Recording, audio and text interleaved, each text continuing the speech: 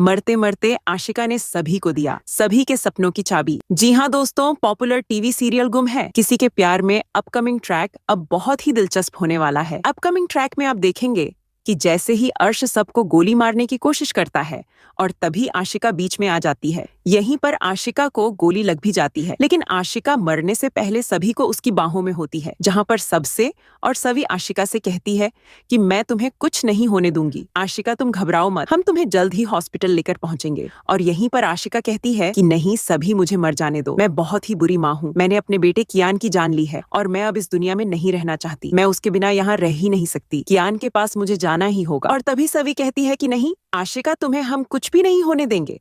लेकिन आशिका कहती है कि नहीं सवी, अब मुझे इस जिंदगी में कोई भी लगाव नहीं है, मुझे मेरे कर्मों की सजा मिलनी ही चाहिए। और आशिका की ऐसी हालत देखकर पूरा ठक्कर परिवार भी बहुत इमोशनल हो जाता है और उन लोगों का रो रो कर बुरा हाल हो रहा हो। और अब वहीं पर पुलिस भी ऐन मौके पर पहुंच जाती और अर्श को पकड़कर और उनके गुंडों को भी पकड़कर ले जा रही होती है। और यह सब लोग आशिका को लेकर हॉस्पिटल भी पहुंचेंगे।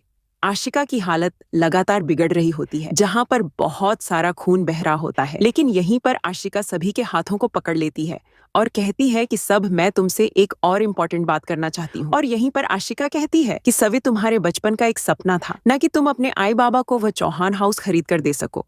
और यहीं पर सभी यह सुनकर बहुत ज्यादा शॉक्ड हो जाती है और कहती है कि आशिका, तुम्हें यह सब कैसे पता। और तभी आशिका कहती है कि मैंने तुम्हारे और रजत की शादी के बाद सभी तुम्हारे बारे में सब कुछ पता लगा लिया था, तुम्हारी हिस्ट्री जानी थी और तभी मुझे यह पता चला था कि तुम चौहान हाउस के खरीदना चाहती हो।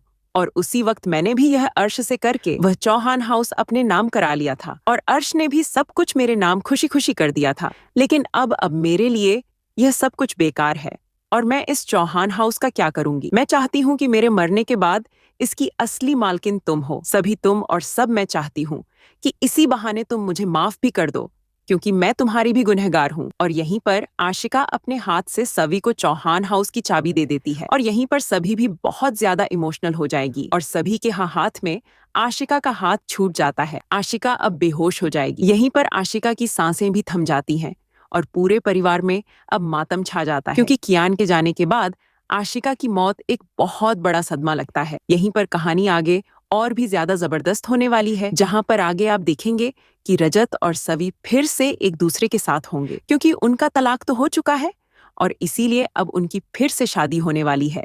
यहीं पर रजत और सवी अपने नए जिंदगी के नए बंधन में बंध कर फिर से एक नई शुरुआत करने वाले हैं और उनका ट्रैक भी काफी हैप्पी एंडिंग वाला होने वाला है। वहीं ये ट्रैक खत्म होने से पहले आगे काफी इंटरेस्टिंग ड्रामा देखने को मिलेगा। इस चैनल को लाइक करके सब्सक्राइब भी कर ले। धन्यवाद।